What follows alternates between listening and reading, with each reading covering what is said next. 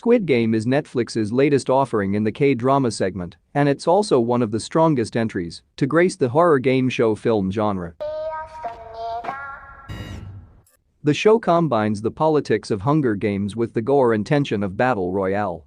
To that end, it's a riveting experience that imparts plenty of lessons as well as thrills. If the series' plot, story, and logic are to be represented by a dairy product, it would be Swiss cheese. It has lots of holes there, but it's still a delicacy, so that's excused. But to add to one's post-viewing ruminations, it's time to ponder on some of the show's rational missteps. The waiver they signed was misleading. Before the game began, all 456 contestants were made to sign a waiver that states the rules. The waiver also clearly stated that anyone who loses in the games is to be eliminated. It does seem that the waiver didn't further expound on the context of eliminated. That word has several meanings. The participants signed without knowing that eliminated meant getting riddled with bullet holes, bleeding to death, or getting one's skull crushed. Sure, the game technically didn't force the contestants into participating, but misleading them is pretty much the same moral transgression. Contestant 001 really could have died. By the end of the show, it revealed that one of the contestants, number 001, the old man, was actually a VIP or the main villain. He elected to join the players because he was bored out of his mind. Still, he did have a brain tumor and poor health, and this notably affected his ability to play. He really could have died in some of the games, especially in the tug of war. He also could have been stabbed during the riot. That would be one less VIP or rich old dude funding the game show. His participation was rather short-sighted and most of the time blatantly unfair.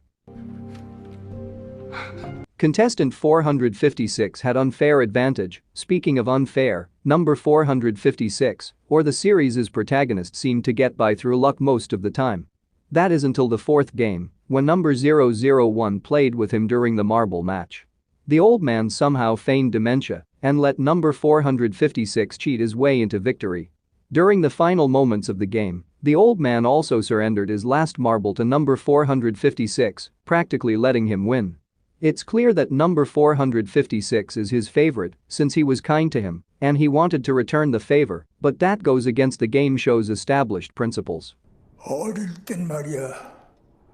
The game's principles are contradicting. While on the topic of the game's principles, the host clearly stated that the whole site was to be a playground of equality where everyone, especially the contestants, have a chance to start over again. Except, this wasn't the case for contestant 456. Number 001 or the VIP made him win and survive. They also killed the doctor contestant because of cheating, but didn't execute those involved in the doctor's cheating or forfeited the game because of the tainted principle. Of course, there's also the interaction between number 001 and number 456. Cheating is tolerated too much. As mentioned, cheating is also quite a rampant activity in the game show. Surely, they could have detected those methods with all their security cameras. One person using a lighter during the sugar honeycomb, second game should have been grounds for termination based on the game's principles. They were also being watched during that game.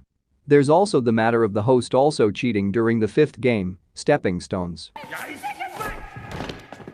They deliberately turned off the light so that the former glassmaker contestant wouldn't win, even if he was lucky enough for that game.